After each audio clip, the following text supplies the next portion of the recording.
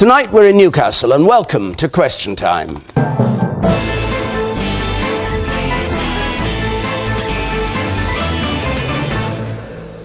Good evening to you at home, to our audience here, and to our panel, the Universities and Science Minister, David Willetts, Labour's Shadow Health Minister, Liz Kendall, the Deputy Leader of the Liberal Democrats, Simon Hughes, the former Director of the Centre for Policy Studies, co-founded by Margaret Thatcher, Jill Kirby, and the comedian and columnist for The Independent, Mark Steele.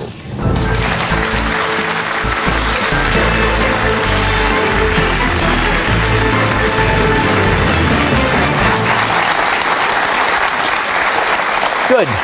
Thanks very much. Amy Astle has our first question tonight. Amy. Do you agree with George Osborne's comment that the British economy is out of intensive care? Is the British economy, as George Osborne said this week, out of intensive care? Liz Kendall, do you think so? You won't be surprised to hear me say no, I don't agree with that. We have failed to get the growth we need, that this country desperately needs, this region needs, to create the jobs, to get banks lending to businesses again. We've had growth of about 1% when the government thought it would be 6%. You've got 10% of the population here in the North East unemployed. We've got families facing a desperate struggle to pay the bills at the end of the week. And what I thought about this week's spending review was not only was it a sign of the past failure of this government, but it is really not building the country we need for the future. It's not, whatever the government said today, providing the infrastructure we need, the proper jobs programmes to help people get into work. It's not giving real power to the regions with regional banks to get lending going here. And so I feel it's not only a problem of the past, but what people really want is hope that things can be better in future, and that's what was sadly lacking. Okay. What, David Willetts, what did George Osborne mean then by out of intensive care? Well, it meant that there's still a hell of a lot to do, but we are making progress. I mean, we've eliminated about a third of the massive deficit that we inherited, the biggest of any advanced country. We have succeeded in getting jobs growing, over 1 million extra jobs, but we want to do more.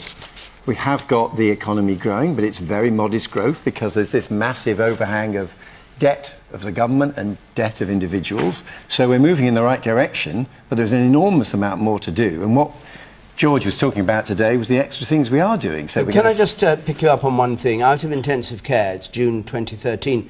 Back in November 2010, Osborne said, Britain is out of the financial danger zone. March 2011, we're now able to set off on the route from rescue to reform.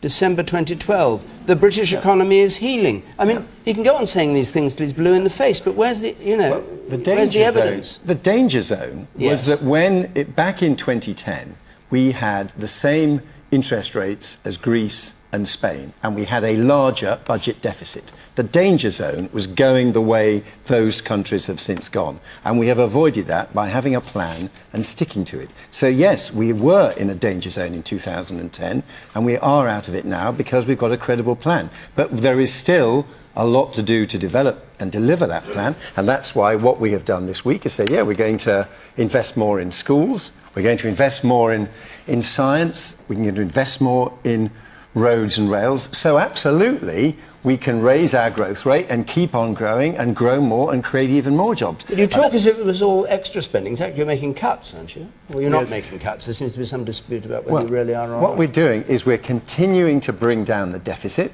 and it takes time to bring down the deficit, but we're making progress in bringing down the deficit. We're a third of the way through. We're increasing the jobs, and what we're really trying to do is get more investment coming into Britain, and we're succeeding in that. We've got to do better in the export markets that are growing. Brazil, China, Russia, and we're doing that. We're growing our trade there. But we were so far behind. We had such a massive amount of debt. We were so far behind in those big international markets that the top job isn't yet over. Well,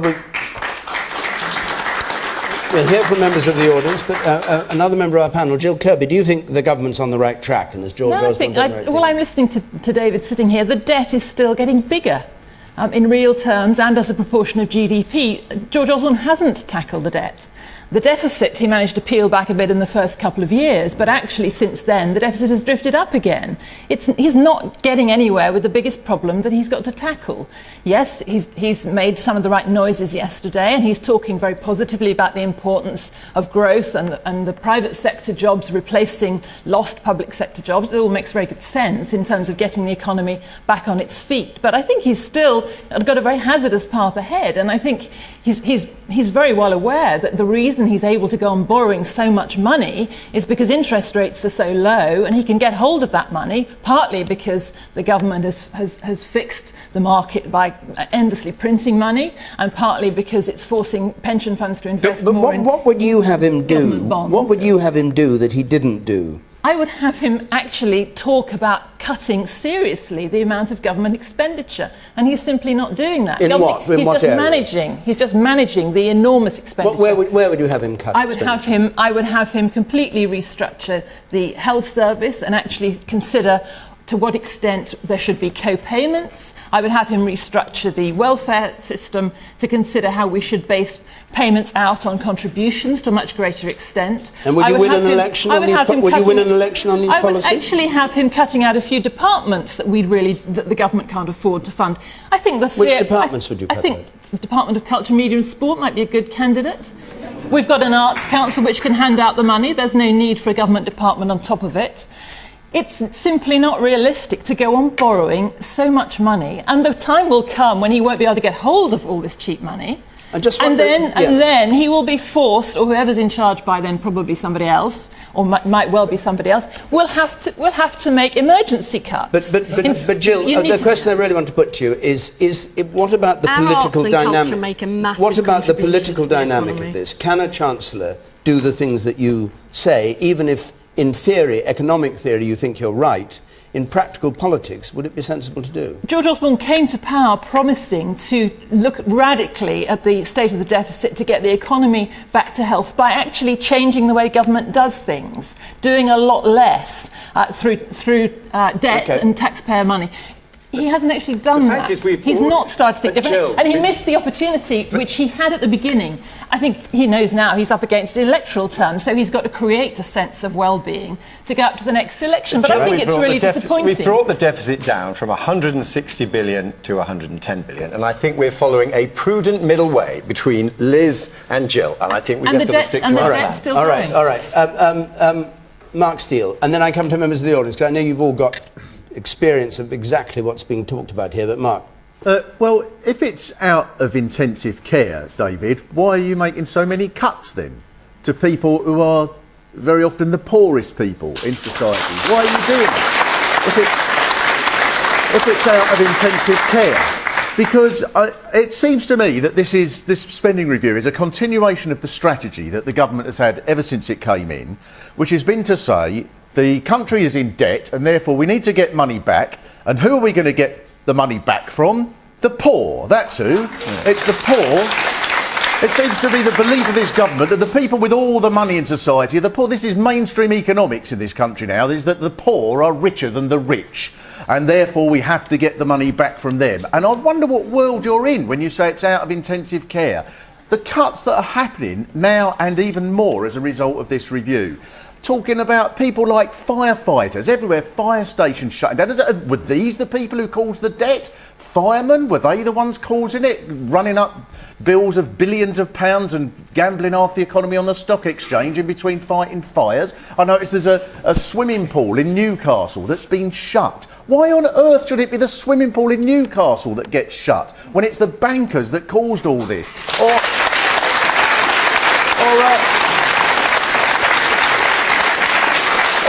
Am I wrong? Are we all wrong? Maybe it was people swimming in the pool who in between links were destabilising the currency by gambling $500 million on the stock exchange. It's absurd. And the reason that this is pertinent now is because the amount of money that's going to be saved by the government on this spending announcement this week is not all that much, but it is important. And it's important, I think, because it's about a culture that your government is managing to uphold, which is a culture to say that it's the poor to blame, and what we'll do is we'll make all the different sections of the people who aren't the rich, who didn't cause the crisis, all blame each other. We'll say, right, you're on benefits, so you're to blame. The people who have still got pensions, will say they're to blame. Meanwhile, in the real world, where you can't just sit there and say it's out of intensive care, there is a very small minority of people who are richer than ever. All right. And somehow you leave them alone. Okay, thank you. Simon Hughes, do you have some sympathy with what Mark Steele is saying? Yeah, well, of course I have some sympathy, but he's wrong on the facts. I mean, he's good rhetoric, and he's good South London resident, and stand by him. But let me take you on, Marks, on some of the facts, because I'm sympathetic. I have a constituency, you know my constituency. It's like many parts of the North East, it economically struggles. Lots of people on low incomes in South London, the old docks, working class constituency. The reality is that pensioners have been specifically looked after by the government. The state pension has gone up more since the general election. It's ever gone up since it was first created. They've been exempted from all the other difficulties in this parliament, and pensioners are one of the groups. Secondly, of course people on the bottom struggle most, but that's why we lifted the tax threshold so that nobody pays any income tax on anything next year up to 10 grand. And I know I, like you, want to clobber the rich, but the facts are that the rich are... The facts are, Liz, that the rich... Give it a go, Simon. No, I am giving it a go, and Why we are. have you got rid of the 50p top rate of tax? Now, Liz, you weren't there in the last part. Why aren't you repeating the banker's bonus tax? Your party has a completely indefensible position on the rich. Your party reduced capital gains tax. We're saying tax the banker's bonuses again. We're saying introduce a mansion tax, which I thought was your policy. Let me answer.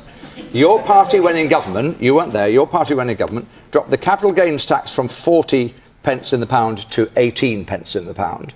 Your party, when in government, had a lower high tax rate, top tax rate, 40p in the pound. Why are you cutting the 50p tax rate? Liz, just let me finish. Come on, Simon, you can... 40p in the pound was the top tax rate for the whole period of the Labour government, apart from 36 days. It is currently higher than that, and rich people pay more in tax in every year of this parliament than in any year under Labour. And the answer to both Mark and Liz, who come from different positions, because Mark, like me, was as critical of the Blair government as I was, and the Blair government, we had the biggest bonuses, we had ridiculous successes in the city, which were unacceptable. And we were left with a less equal society in the North East and everywhere else after a Labour government than even after the Tories. Your government is making the gap bigger. No, we're not. Liz. We're absolutely not. No, we're absolutely not. Newcastle has seen its central government grant funding for local councils cut by £218 per person, compared to a national average of £130 and £27 cut in Woking. What's your point? Sorry. My point is that the inequalities are widening because of what's happening to the government. The facts show they're not widening. All right, well now look, hold on. Just one last quick point. Let's hear from the people here from Newcastle and what they say. You said there, over there. Now we've got a number of people with their hands up. Just in your experience. Go on, far away. I think that the purpose of tax in some ways is try and get as much capital as possible for providing for health services, education and so forth. Problem is, if you do tax the rich, which sounds good in principle, take as much away from them as you can, they'll leave. They'll go to, they have the ability to go abroad, they have the ability to not to evade tax, but to avoid it in certain ways, and so it can be very difficult to say tax the rich and you'll get money and do you think might the not economy work. is out of intensive care? Well, I mean, are you optimistic about the way things are going? Well, traditionally when people come out of intensive care, they're not flatlining. Usually that means that they're dead. So I don't think we can really say it's out of intensive care if it's not growing as much as we'd like. On the left. Let's just hear some more points if I come back. With spectacles there. The woman with spectacles. I would like to know what the Conservatives are going to do for mothers and fathers that have children that they need to look after. The jobs creation that are created are all temporary jobs. That's all we get is temporary jobs, and the jobs that we have to have are the most inappropriate jobs for me.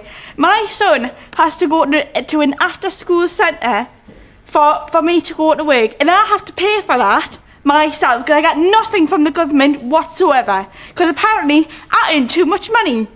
But can I just ask, what is your idea a good job for a mother, because the job I have to do, I have to work in the afternoon, and my son has to go to an after-school centre, which I have to pay for. So basically, I'm going to work for nothing. David Willetts, can you answer the point? Yeah, the answer is that I don't know what your income is and what your personal circumstances are, but we still have tax credits. We've increased the element of the child tax credit that is of most value for low-income families. But yes, we are having to take tough decisions to save overall on tax credits on welfare, and that's because, and I would like just to respond to what Mark said, because you can't carry on indefinitely borrowing £120 billion a year because you're spending more than you're receiving in taxes. You can't do that indefinitely. Any mature government has to confront the reality that that is no way to run the economy. Liz Kendall says you're borrowing more, am I right here? No, we true, inherited 160, it's down to about 110, 120, and it's still going down. But Mark raised a very fair challenge. He said that these cuts are falling disproportionately on low-income people. The independent analysis of the decisions we've announced this week shows the opposite. It shows that it is the richest 20% of the population who will lose the most as a result of these decisions. And we are endlessly trying to make these incredibly tough and painful decisions in a way that does least damage to the social fabric of this country. We have inherited a mess, just as I have to say we often do after Labour. We're trying to sort it out, and sort it out in a way that preserve the social fabric and strengthens our economy. Right. That is our plan. The woman in pink there in the second row from the back. I'd just like to know what you guys thought with regards to the Chancellor's previous comment about being out of the danger zone. How you feel whether society is going to be in the danger zone with policing, courts and prisons having budgets cut yet again? Well, just on that, we did hear Let these... Simon Hughes answer that one, because you're both in the coalition, so to speak, up to a point. Simon.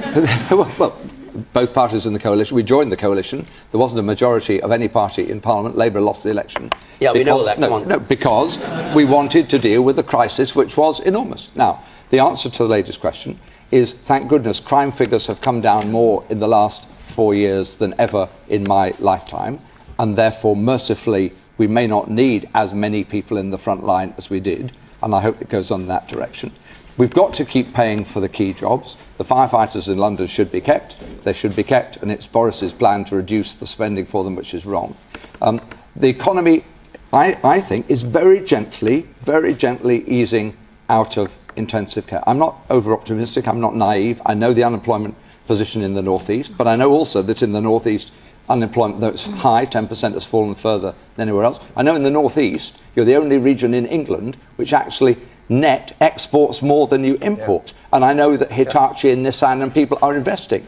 And there are lots more jobs. I understand the lady saying they've got to be proper jobs, but they're going to have to be private sector jobs, and that's why we've tried to encourage the private sector by reducing national insurance. So Simon, we're going in the right direction, but it's a 5-year plan. Thank you. It's a 5-year plan. We have to... I'm not accusing you of making a speech. Don't think that for a moment, but I think all the panellists, if you could just speak a bit more briefly, we'd hear more from the people of Newcastle. The man there on the right. The Labour Party can't decide whether it would borrow more or less. I thought it was a Damascene conversion last Saturday when Little Ed said, oh yeah, we agree now, finally, for the need for expenditure cuts. It was ironically called discipline in the party, because within 24 hours, Big Ed had decided, yes, we will spend more. Yes, we will borrow more, and how you get out of debt by borrowing more is beyond me.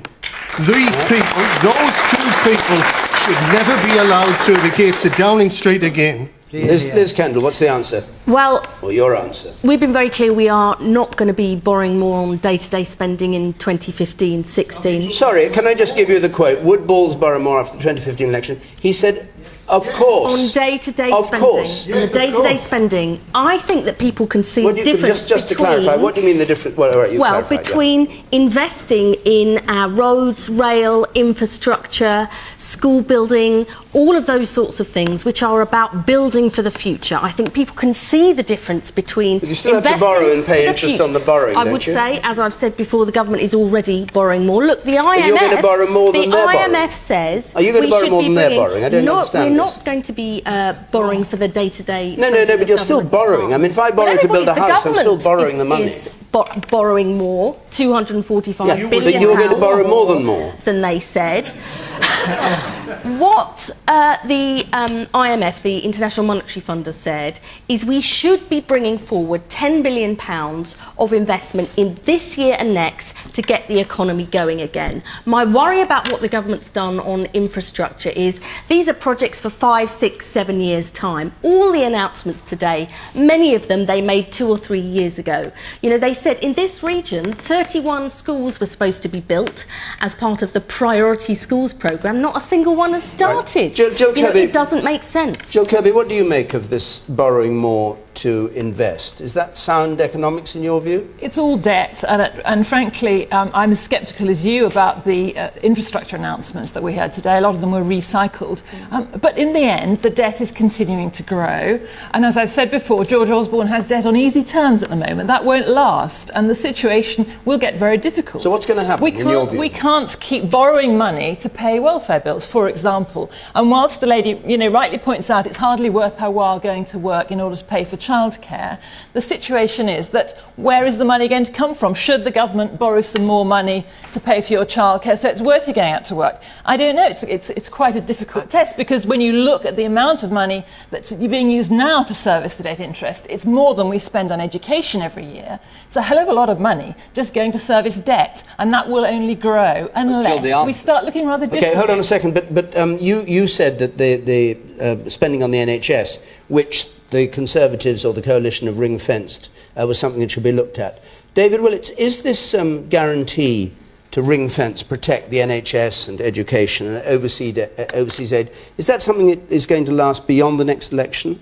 Is this a commitment, a permanent commitment, or is this just for the moment? Every government sets out their plans for life. I know that, that's why I'm asking you the question. But I would be very surprised if we did not repeat our commitment on the NHS, because the NHS is incredibly important to this country. But we have when we go to the election, we will set out our expenditure You'll be plans. surprised, but it's not yet decided that will be Tory policy after this Parliament. The Conservative Party is committed to the NHS. We have set out plans It's not quite the same, is it? We have set out plans out to 15-16. After that, of course, we believe in the NHS, and I would be very surprised indeed if when we produce our plans, they don't involve maintaining the performance we've already done. Liz Kendall, we have a clear view that you can't set out the plans until after the next. What's Labour's view on NHS ring-fence spending? That's the one question I want to ask you. Much better value for money if we join together the £105 billion on the NHS and the £15 billion in social care. If you had a system where instead of further and further cuts to the help people, older and disabled people need to help them live at home, and if that's cut, they end up in hospital. We're seeing big increases in the number of old people in hospital. That is terrible for them and for their families, and it ends up costing more. But that's exactly what the government has What you've done is you've taken £3 billion, which you've already wasted on a top-down reorganisation in the NHS, and said we'll join it up with social care, but that's a tiny amount compared to the £120 billion.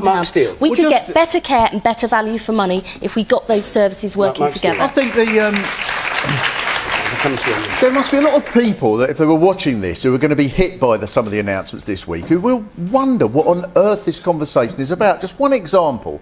One of the announcements was that unemployment benefit will now be paid a bit later than it was. It would go up another 3 days. Is that right?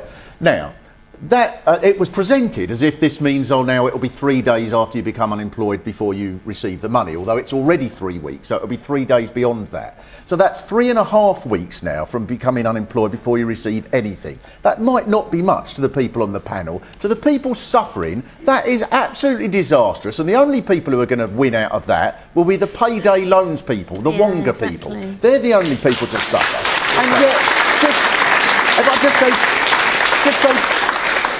two things about that. First of all, Ed Balls has been on the television, on the radio all day saying, well, of course we won't change that, and being very equivocal about it. He's supposed to be the opposition. Someone should give him a slap and say, you remember, you are the opposition. You are allowed to oppose. You are allowed to do that. And And the other thing I'll say, coming back to the gentleman over here who said this, I mean, now, this is the comment that we get quite often, isn't it? We can't tax the rich and so on because they'll go away.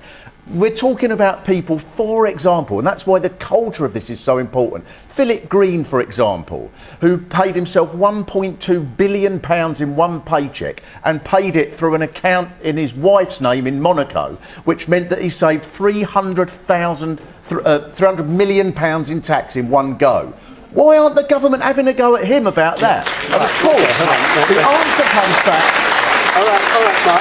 And the answer comes back every time, well, we can't do that because we have to be prepared to pay the global market rate for greedy bastards. Complete nonsense. One of the other measures which the Chancellor's announced this week is absolutely more steps to tackle the problem of people who aren't paying the taxes that are due, and we're expecting to collect more taxes because we're being far more energetic at collecting. More people in HMRC doing the means testing of child benefit than you have cracking down on the tax. That doesn't make sense. Hang on. David's wrong. What we're doing, which you never did, is go after all the tax avoiders and people. Why has HMRC never taken a single internet company to court? They've never taken a single internet company. The culture of these governments. All right, one at a time. All the time. I can tell you it's my about how the but that's what's so one at a time. Listen, if you all speak at once, nobody can hear either of you. Just or me, any of you. No, just you, Mark. I think that's what's so sad about it, Simon. It may well be your culture, and I believe you probably go home every night and think, what on earth am I doing? I want to go to the man up there in the second row from the back. Silence panel for a moment, please. Yes. I just wonder if more extreme austerity cuts are needed to accelerate the payment of the deficit back to the people who were lending it off. Can you say you think there should be more cuts? I think there should be slightly more extreme cuts, so it will accelerate the payment of the loan back to the actual. It would be interesting to know what the audience thought. Do you think that expenditure is being savagely cut, as most of the press and media are telling us? I mean, do you think these are savage cuts? Would it surprise you to learn that the total public expenditure cuts over 4 years represent about 2%? I mean, back in the 1970s, Dennis Healey cut public expenditure by 4% in 1 year. And currently, public expenditure is more than double what it was then in real terms. But Jill, although we're talking of 2%, it's true, 2% over 4 years. Jill, that is not savage cutting. It's true that we will have spent more as a total expenditure on public expenditure in this government percentage than Labour did under Tony Blair. Yeah, so we're spending more. But I don't think anybody here would support what I think you're arguing for, which is suddenly we start paying for the NHS services, we suddenly start dismantling the welfare state. You have to get a balance, and there are basic things which you have to support, and therefore the answer to our friend over there is you can't start paying back loads of deficit immediately overnight, even though we were borrowing £1 for every £3, £4 we were spending, because we want to keep the NHS, we want to keep public services as far as possible. Do you want to come back on the point? Yeah, but why can't we semi-privatise the NHS? Like, make the people who can afford it pay for it, and the lowest, like a cap on it. They pay through their own. Yeah, but it's quite clearly not working, though, is it? David Willetts, answer his question.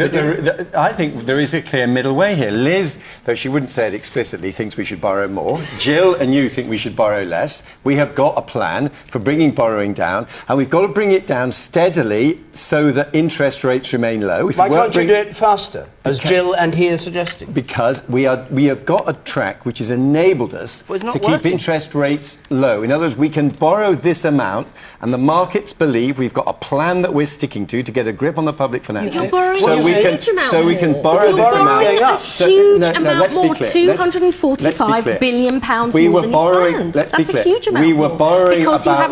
We were borrowing 160. It's now about 110. We were borrowing 11% of our national income. It's now about 7.5% of our national income. So it's still incredibly high by Britain's historical standards. It's incredibly high compared with how governments used to operate. But compared with what we inherited, we're heading in the right direction. But David, can you clarify what is the argument against doing what Jill is suggesting and he's suggesting, which is going faster? Is it that you're afraid politically of taking the radical action that would be needed? No, because Jill has been suggesting things that you could do, which you say you can't. What we're doing is we're judging what it is that we can do that enables us to maintain standards in our schools. What it is that enables us to protect the health service. We are a nationwide insurance pool. We all put in so that we enable to enjoy healthcare without paying for it when we go to the hospital. That is a principle that unites most people in Britain and which I believe in, and we're trying to save and bring down the deficit without jeopardising important principles like that, which holds this nation together. That is what the coalition is. You said in the second row here. Yes, I hear 2 or 3 members of the audience now. You say. Yeah, I don't want to appear rude or anything, but I expect what I'm hearing from certain members of the panel. I know their agenda and so on. But Simon Hughes, I can guarantee, in 2 or 3 years' time, when the Tories and the Liberals have been thrown out, will be back on your programme saying how he disagreed with that. I'd rather him say it tonight in front of us now, because he's to the left of the Liberal Party, so that's what I think about. But listen, a coalition... Just very quick. In a coalition, you negotiate things. I'll give you one example. If you won your seat, let me give you one example. If you win your seat, which you won't... Let me give... Well, let's have less of the person. Let me give you an example, policy example. The first budget George Osborne announced, he said after year 1 of people being unemployed, they would lose 10% of their job seekers' allowance as an incentive. I said immediately unacceptable, my colleagues said unacceptable, and when the bill appeared, it wasn't in the bill.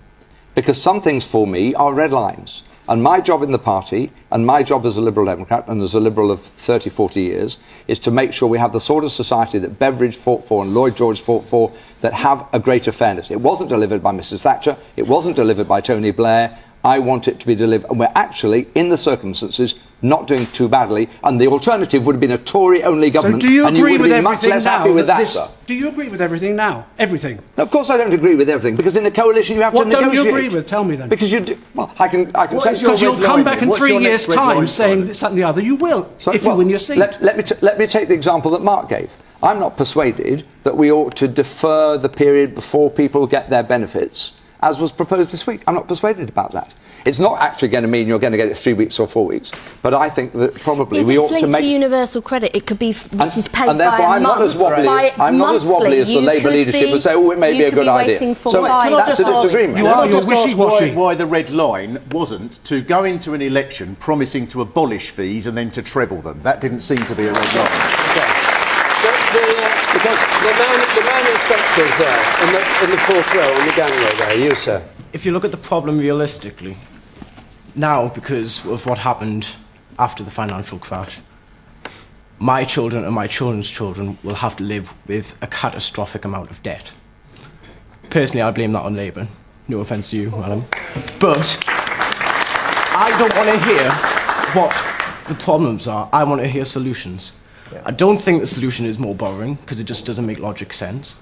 I don't believe stealing people's money through the art of taxation works either. What I see is the problem that we've had for the past 20 years is that the state thinks that it can do everything. It spends pretty much about half of everything that's spent in Britain today. And what I want is the state to be reduced, private sector to take control, and individuals to be the centre of society. Okay. So you're with Jill Kirby, really, on this? Absolutely. Yes, and the woman there in 3rd row down. Yes, and I think we better move on to another question. This is very, very interesting. Yes, you. Oh. I'm just interested because you keep talking about growth of jobs and the economy, but I want to know when we're going to see that in the North East, because it seems that London is benefiting from that, but not us. What do you think the position in the North East is? What's the position in Newcastle? It's quite hopeless, really. Like, we're talking about cuts and we're talking about, you mentioned the city pool, and that's part of our heritage up here, and that's just been closed down. And it's just, my place of work this morning announced redundancies via email. That's how bad it's getting, and I just want to know when the North East, or even anywhere outside of London, is really going to see the effects of this so-called growth. Are you, just a sorry question, are you employed in the private sector or in the public sector? I'm employed by a college. By college, right, okay. The projection is 30,000 extra jobs in the North East. And talking to my colleagues on the City Council, there is absolutely no reason why Labour have to close the pool in the middle of the city. If they diverted some of the health money, the pool could have stayed open. just as if they'd reduced the hours the libraries could have stayed open. That's a decision made by Newcastle, and other councils have not closed their pools and they've not closed their libraries. And you should take that out on the city. And can I just say, and it's a very fair question, this morning I was at the old brewery site in the centre of Newcastle, where there is a massive development underway with school kids, and we're celebrating the start of that development. I then went to the university to say we're putting £6 million of extra investment into medical research here, because we've got the funding for it, because there are illnesses which medics in Newcastle are going to be more able to tackle than anywhere else in the world. All right. We're going to invest in the industries and prospects of the future. We're going to move on now, because otherwise we'll just be on this one topic, important as it is. You can join in tonight's debate. I'm sure you know this if you're a regular watcher of Question Time, either by texting us or by twittering, which is the most popular way, our hashtag BBCQT. You can follow us at BBC Question Time equally. If you're texting, 83981 is the way to comment, and the red button, which apparently is running a bit slow at the moment, will tell you what others are saying, but you will find out ultimately. Let's go on to another question now. This is from Chris Smith, please. Chris Smith. Edward Snowden, hero or villain? Edward Snowden, the whistleblower, of course, now in Moscow airport, apparently, having told the whole world how surveillance of the internet operated. Is he a hero or a villain? Mark Steele. Well, if it's a one-word answer, then hero, I would say. I think some of the most fascinating people in history are those who go through the system. They are part of the system. They feel that they feel that the system is working. They go along with authority. I mean, he was in the army, wasn't he, Snowden, and was going to be in the Iraq War. You know, he didn't see anything wrong with it. And then something happens, and they realise that all is not as they were brought up to believe it would be. And that happened to him, and he realised that there was this enormous surveillance going on, far beyond what the government was letting on about. And so he became a rebel about it. And he's certainly, you know, it's hardly benefited him. I mean, the poor bloke's had to leave his house, his family and so on, and now he's somewhere in Moscow. And I think that where the argument gets diverted here is if it's along the lines of, well, we need this surveillance because we need to have national security. Now, no, that may be the case to a certain extent. However, what he seems to have picked up on is that the amount of surveillance was way, way, way beyond that. It wasn't just that they were trawling through people so that they could keep us safe by looking at everybody's emails and texts and so on.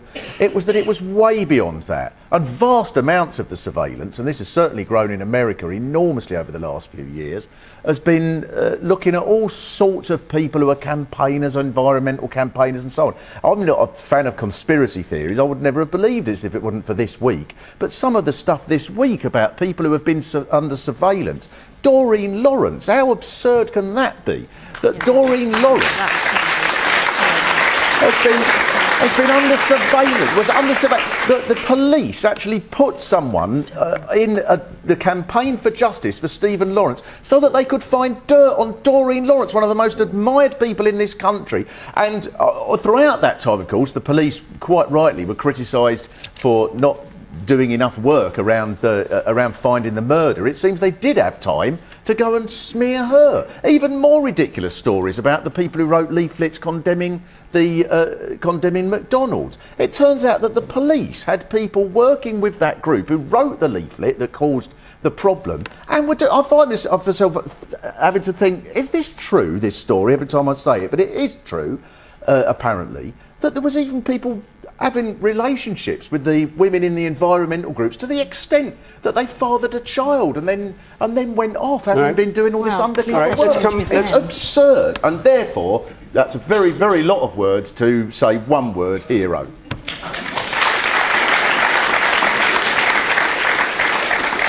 David Willetts.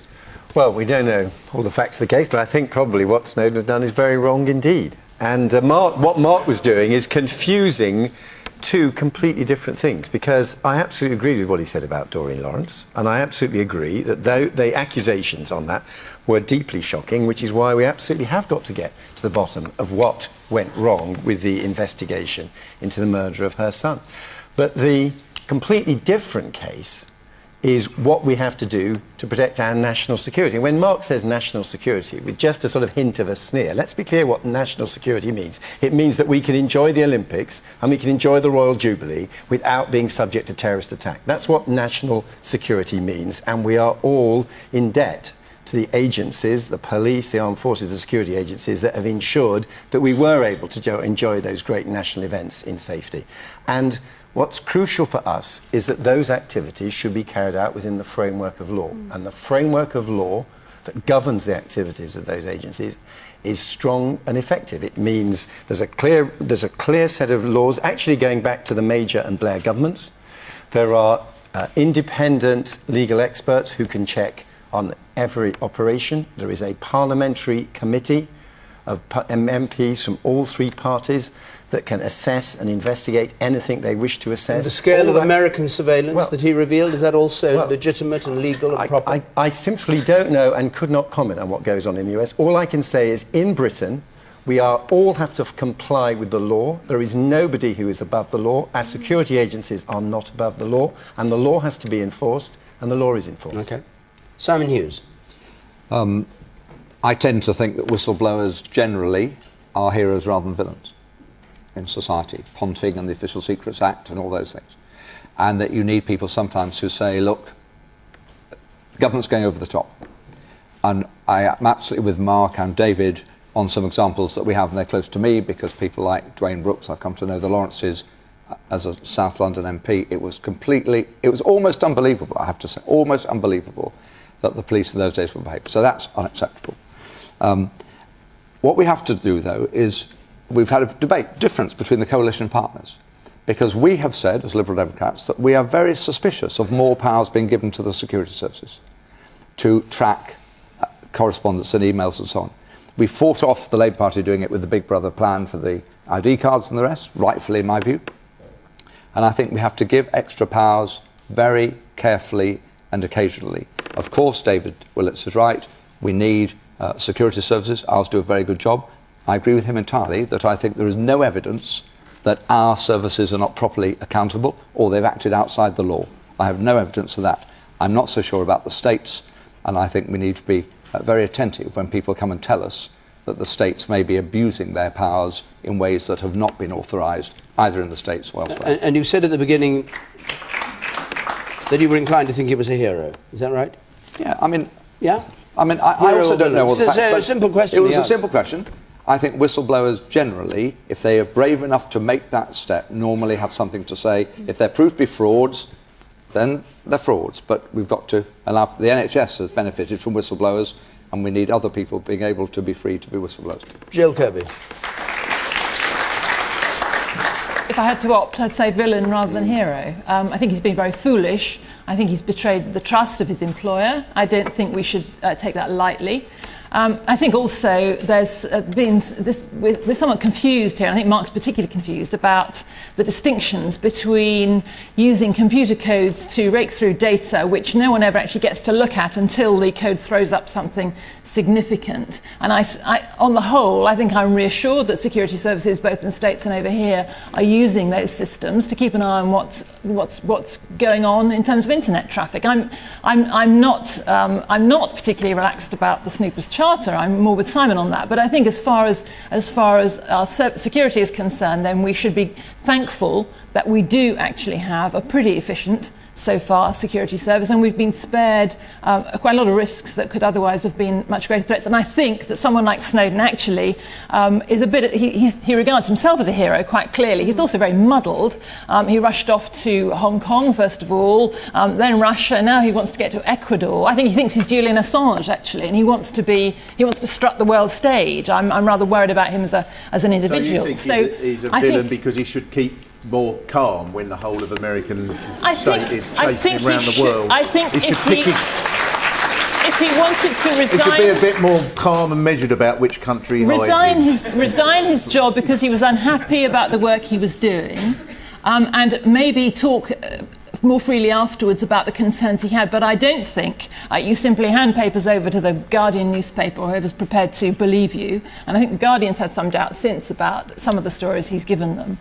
So at the moment I would say Willen, he's betrayed trust and he's attempted to risk national security, which he should not do lightly. I think it's a very different matter actually from a whistleblower in the NHS or from, for example, we may come to that in a police minute. undercover getting carried away. You, sir. Barack Obama said that you can't have 100% security and also 100% liberty. Well, if I wanted 100% security, I would go to jail. But the reason I don't want to go to jail is because liberty and freedom is more valuable than security. And then William Hague said only wrongdoers should be worried. Well, how would he feel if I went to the Foreign Office, I went to his desk, I went to his computer, and then he came in and said, "What on earth are you doing?"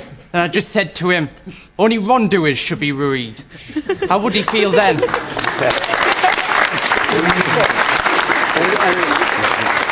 And you? Well, I happen to disagree with the majority. I think he is a villain. He is a villain because when he took up the job to work in the Secret Service, he knew what was in the job description, and he should have took that on board before he actually began to blow his whistle, as he would put it. Okay. Liz Kendall. I am much more worried about the potential for threats to people caused by terrorism, by this whole network of new groups. It's not the old Cold War. You know, we don't know where these new groups are. I was on the tube 7/7 in London. I had friends with family in Boston when the marathon bombing happened, and I think it is absolutely essential that our security services can monitor and intercept emails, online data and phone calls if they believe it to be a threat. But just as our police need to have the trust of people that they're doing their job properly, and I think the issue about what's happened to the Lawrences is a separate point, our security services need to absolutely act within the framework and the law. The problem is being open about that when it's such sensitive information. People want to know, how do we know that they're following the law if we can't see that out in public? And that is why this group of MPs on the Intelligence and Security Committee is looking at the issue. My only comment about Edward Snowden is I do think it is ironic that he has, as a man who champions free speech, as trying to seek asylum in a country that denies its own citizens free speech. Yeah, that's a couple more points, then we'll take another question. Yes, you, sir. I fail to understand how we can ever have freedom of speech if everything we say is being recorded, everything we say privately, everything we write, every question we ask Google is available to the security services. I don't trust the security services with my bank details, let alone any of that information. How are we supposed to have involved discussions? I will take one more point from you in the fourth row there. Yeah, I mean, you say that no one's above the law and that security services have nothing to hide, then why do we need secret courts that the public don't have access to and the press can't comment on? How as a public are we supposed to trust them when there's no open insight into what they do? We've got time for another question. It's interesting, it's in a way a similar theme. Andrew Hills, who is a doctor, I think. Andrew Hills. What should be done to those involved in the covering up of incompetency in some areas of the NHS, and how can it be prevented in future? These are the allegations that reports, particularly on the Morecambe and the children who died in Morecambe, that they were deliberately obscured or covered up, which the people involved, of course, deny happened. Jill Kirby, there is some problem with who looks after those who are looking after quis custodiet. Yes, and the culture within the CQC seems to have been, at all costs, don't tell the public what's happening in the health service, because they might lose their faith in it if they really knew. And the second principle seems to be, whatever you do, preserve your pension and your payoff, because that's really what you're in the job for. And I think that there are a number of people who are involved at the CQC. As far as we're aware, were involved in deleting reports, making sure the public didn't know what was happening, and actually by virtue of their decision not to make information public, were probably risking further deaths, which they seemed more concerned to cover up than actually allow to become known. I think that actually looking after your own back seems to have been the culture of this particular quango, and that some of the people involved should not be able to retire with the huge public sector pensions which we're all paying for, in order to enjoy the benefits of having a lifetime in a job which has not actually been of any service to anybody.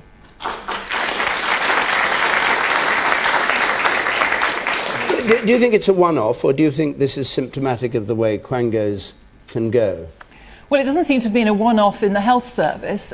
We seem to have strings of whistleblowers now emerging, some of whom we read about before, some of whom are now coming to the fore, and yet at the same time we've been reassured by the man in charge of the health service, David Nicholson, that there are, I think he told a select committee not long ago there was only one whistleblower he'd ever come across, and now there seem to be umpteen of them. And I'm sure he was well aware, and I'm sure reports will have reached him of concerns being expressed by consultants, by practitioners of different kinds. But I think, you know, we need to know what's happening in this huge organisation. The CQC was clearly not set up on a basis of which it could find out what was happening. Its remit seemed to be largely about reassurance. It seemed to be able to get away with inviting hospitals to inspect themselves and report on themselves. Self-assessment carried to ridiculous extremes. We think we're a hospital doing a good job. That's fine, pat on the head, go off and have another nice lunch.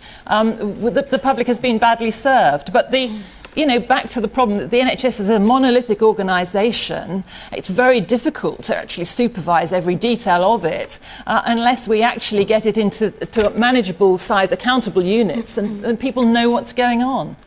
The one in the second row from the back there, yes.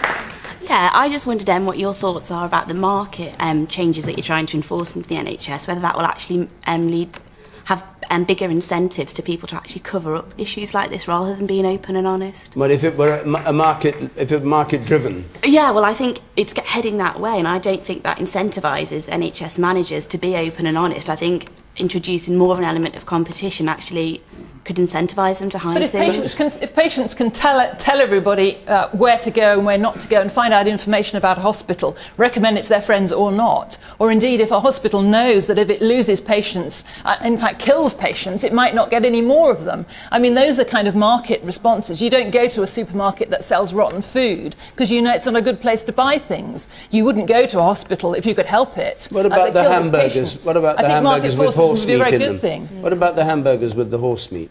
It didn't kill anyone. Well, all right.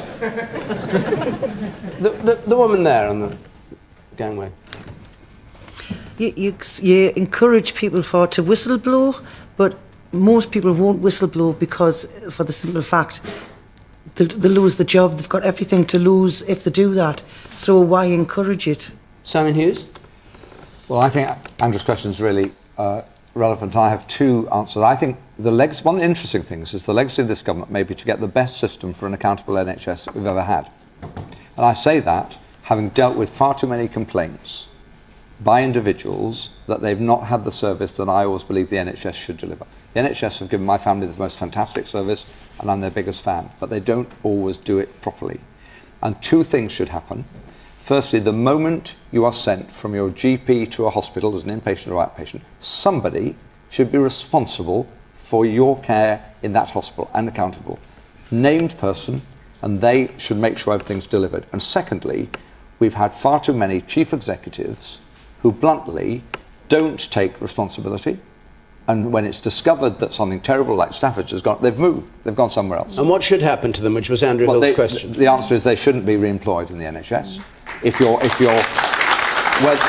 found not to have done your job properly, may I say so, not on a medical judgment, but in terms of managing the patient care as a consultant, or as a chief executive, or as a clinical director, then bluntly, you should not continue to serve the public on a high salary in the public's name. We've got to change that for once. Man over there on the right.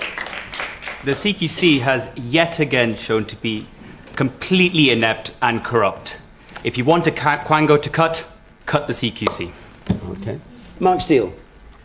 Well, you know, obviously what they did was absolutely disgraceful, and it was a tragedy. It must be just appalling for anyone who's in the families of the people that suffered.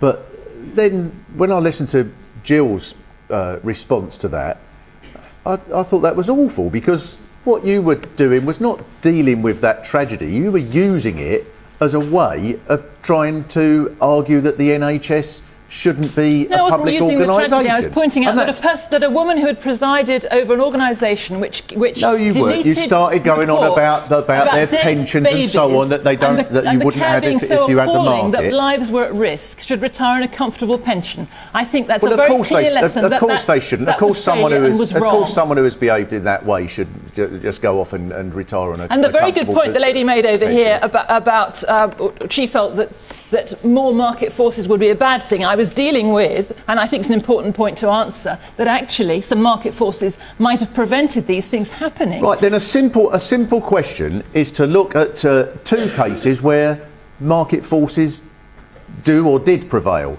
First of all, in America, where people who come over from America simply can't believe how marvellous the health service is. Perhaps you could give me a specific example. And secondly, if you hear anybody, luckily now it's been going so long that you have to go back a long way for this, but if you hear anybody talk about the way the health was delivered before the health service and how extraordinary an innovation it was, and how people simply couldn't believe that they got these things. It doesn't, of course it doesn't excuse. Of course it doesn't excuse them from doing terrible things. But it does mean that the answer to it is not to think, aha, I can use this as a way of arguing that we can privatise the whole thing. Point made.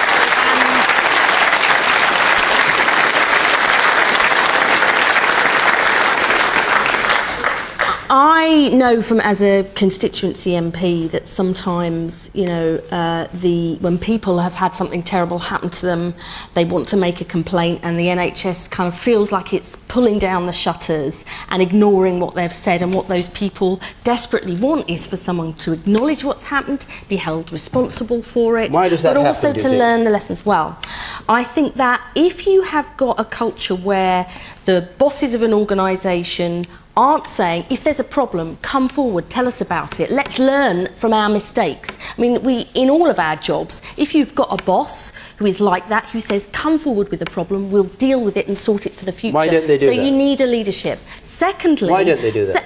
Because I think that people too often end up defending the system. The NHS is all about patients, but we've got to start, let me just say this, at the bedside. It's from the bedside to the boardroom, and regulation is the final bit of the jigsaw.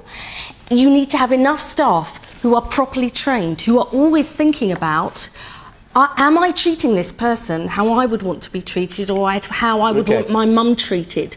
So I think if we start, we need an effective regulation system, because people need to know, you know, that their hospitals and care homes are safe. But you've got to start with patients at the bedside, and I think transform the amount of information there is available to patients and the public. We started on that with data on stroke and heart disease, but we need to get the information out there so patients can see it and hear their voice. Okay, David Willetts, we only have a few moments left. Well, I'd be grateful if you keep it brief. There clearly is a very serious problem with the culture at the Care Quality Commission. That's why we, first of all, changed the senior management, thrown the doors open, have an independent inquiry. Secondly, the Care Quality Commission now, unlike in the past, should have experts who understand medical care inspecting hospitals. We shouldn't have dental technicians doing inspections of hospitals. We shouldn't have people doing a hospital one week and a beauty parlour the next. Each one should be inspected by an expert, and we're delivering that. And thirdly, I have to say, the culture goes back to the previous government. It was all about, we've always got to boost the NHS. We should not confront the challenges. We can confront the challenges while still protecting the principles of the NHS. I'm afraid... Absolutely not true. I'm afraid time's up.